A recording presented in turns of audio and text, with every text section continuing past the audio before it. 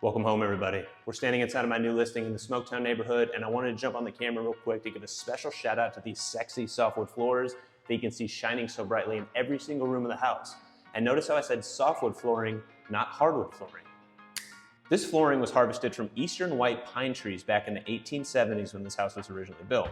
And the main difference between hardwoods and softwoods is that hardwood trees typically shed their leaves every year, like oak trees, maple trees, and dogwood trees, while softwood trees stay evergreen with needles on them year-round. And you know what's even crazier than standing here thinking about all the different generations of feet that have walked across this floor over the last 150 years since it was built? Thinking about how old the trees were that they cut down to harvest these floorboards. When the trees were cut down to harvest this wood, they would have been about 150 years old, if not 200 years old.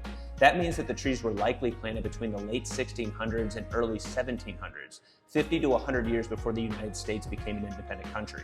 And that sort of history is something that's harder and harder to find these days when you're shopping for a new house. Now let me give you a quick run through of the house to give you an idea of how these softwood floors complement the layout of the home.